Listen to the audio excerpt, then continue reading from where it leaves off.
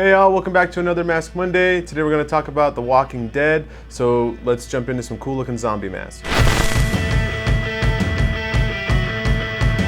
Alright, so we've got three really cool masks to show you today. This is the Twisted Walker, this is the Shock Walker, which is my personal favorite for obvious reasons, and this is Alpha the Whisperer. Alpha is the only one that's not a zombie. Let's take a look at that one first. This mask is really cool. It's a cool concept from the Walking Dead show. Basically, the Whisperers would cut off the faces of zombies and then wear them to blend in and whisper messages to each other. Cool thing about this mask is it was actually made from the Screen Use molds. K&B provided Trick or Treat Studios with the molds, and so as far as the sculpt goes, it looks perfect. It looks just like it does in the show. You're not going to get any closer. It's also a pretty small mask. Again, this was designed to fit the actress perfectly, so it is going to be like a smaller mask than most. Which is the cool thing about it. Like, kids could even wear this mask, I think. And another cool thing is the back. You can see like the leather laces that goes all the way up it. Probably like one of the most popular, definitely top 5 most popular masks here at the store, and for good reason. It's really cool looking. So now we've looked at a fake zombie. Let's look at a real zombie from the show. All right, so this is the Twisted Walker. This mask was sculpted by Darren Roberts. It's an awesome sculpt. He did a great job. It kind of reminds me a bit of the Dr. Tongue zombie from the Day of the Dead opening. I'm not sure if it's intentional or not. This mask is really cool. It's got so much hair on it, and there's like 3 or 4 different shades. It's not just one color. You got like blonde, gray, and brown in there at least. And there's just so much of it. Also, the mask, the eyebrows are haired, and he has like a thin mustache and thin like chops.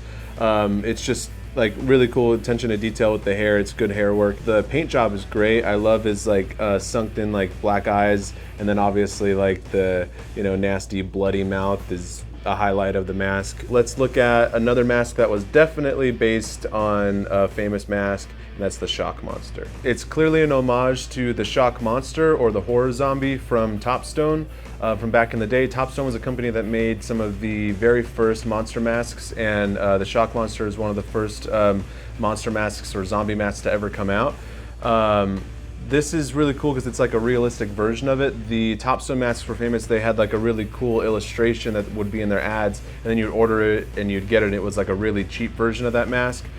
Justin Mabry, who sculpted this mask as well, has done a bunch of Shock Monsters over the years, and Tots makes one that's just a regular Shock Monster based more on that illustration, and that's a really cool mask. But again, what's cool about this one is it's like a realistic version of the Shock Monster, but you still have all those classic like the jutting jaw and the bulging one eye and like the gash on either side of his face and everything.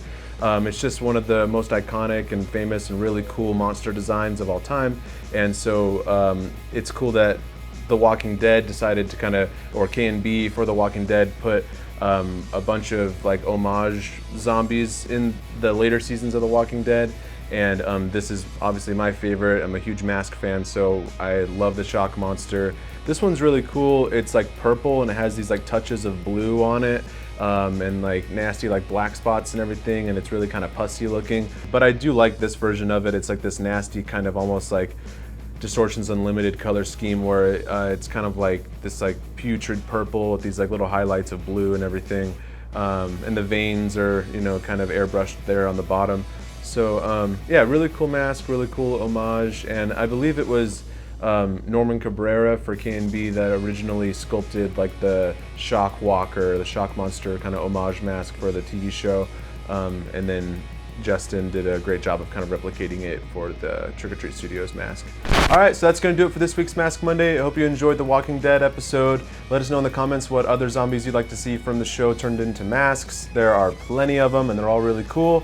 Like, share, subscribe, visit us at nightmaretoys.com, and we'll see you next week for another Mask Monday.